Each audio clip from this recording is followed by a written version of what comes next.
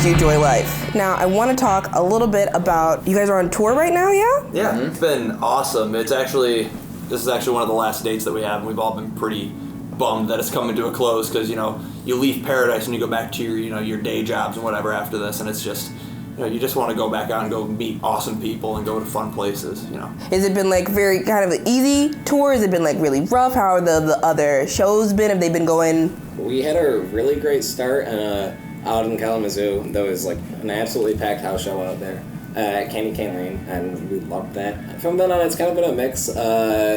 There's been some small shows, but with good friends there. Have there been any other big highlights from the tour besides Kalamazoo and Pittsburgh? Hanging out on the road with our friends and former critics. Been an absolute pleasure and a blast to get to spend some time with them and play with them every night. Absolutely. That's fantastic. I'm so happy for you guys. You deserve just all the best when it comes to planning and stuff.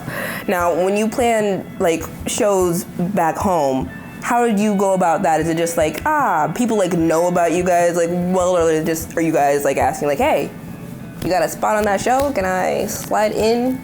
Well, as just about with any band that starts out, when we were first, getting going, we definitely had to reach out for the shows, but we've been lucky enough to get to know some very, very nice and outgoing, knowledgeable people who, have venues at their disposal or they know a guy, someone always knows a guy. So, now honestly, we probably get approached probably more than we end up reaching out, but we're just grateful to be offered anything at all. It's just nice to get out and play and show what you're working on to other people. Yeah.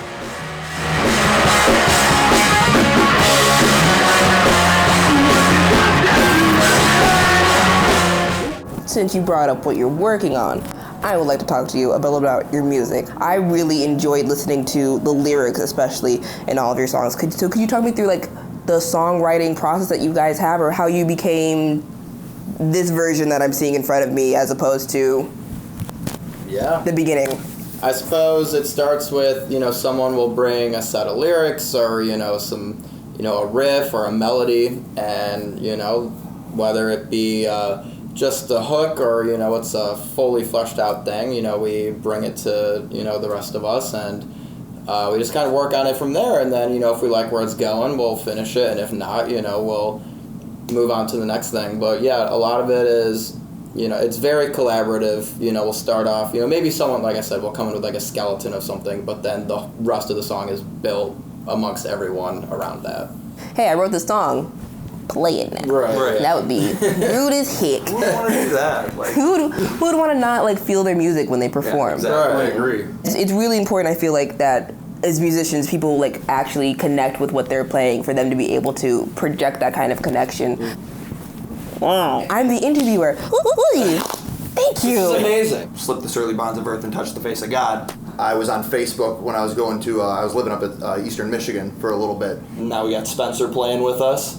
We had a couple of lineup changes. We had a couple of changes of the direction that we were thinking about going as a group and everything and what kind of sound we wanted, but This is an individual question, so I'd like you all to answer at some point. How did you start playing your instruments or just music in general? What brought you to actually you know what, this is better than just somebody telling me that I need to do this in kindergarten with a little recorder. Right. Why do I want to continue to do this? Gotcha. My uncle Walt bought me a toy guitar when I was 3 years old, and there's pictures of me just strumming around with this thing. So I feel I always that. My parents thankfully they listened to pretty good music.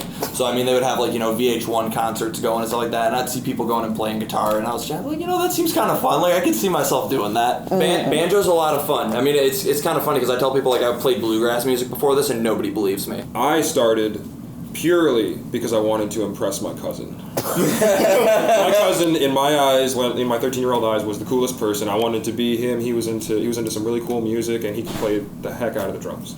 Joining this band was really big for me because before that, I used to think of myself as very narrow-minded in my musical tastes.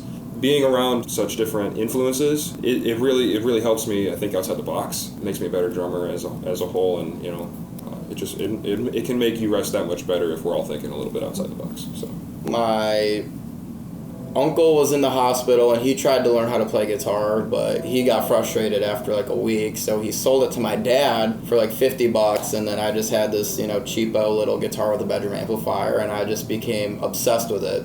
And then I heard Green Day for the first time. This is The rest is history.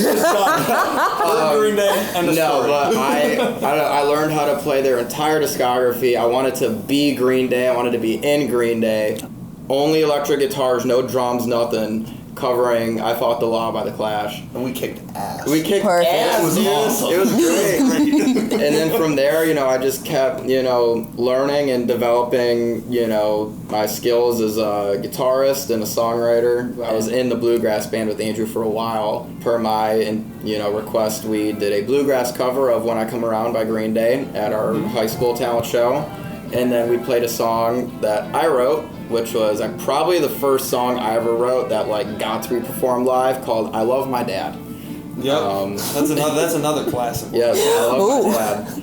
I picked up a trumpet when I was about 11 or 12 and was playing that in school. I actually wound up going to Eastern for a couple of years for their trumpet studio before realizing I didn't really want to be a music teacher. Oh my gosh, same. Yeah, Same. it happens. When I was 15 or 16, my parents got me a guitar for my birthday. It was always just kind of my escape through high school. It was just lock myself in the basement and play a lot of MCR songs. It's gonna be just. Classy and I didn't bring Finding Nemo, Parcheesi, and Mousetrap to not You play. got your 5 things you never leave home, your keys, your wallet, your Yeah. There will be a record. There will be a record, so keep waiting. Yeah. Yes. Keep waiting. There will be something. We're probably gonna play 10 it safe. songs. We're probably gonna play it safe and not put a timestamp on when it's gonna be released just yet, but it's in the works. I mean, we're planning on going into the studio this year sometime. 2020, be on the lookout. These guys slap hard, so you better be watching. I don't know what camera's picking me up, so you better be watching. All of them.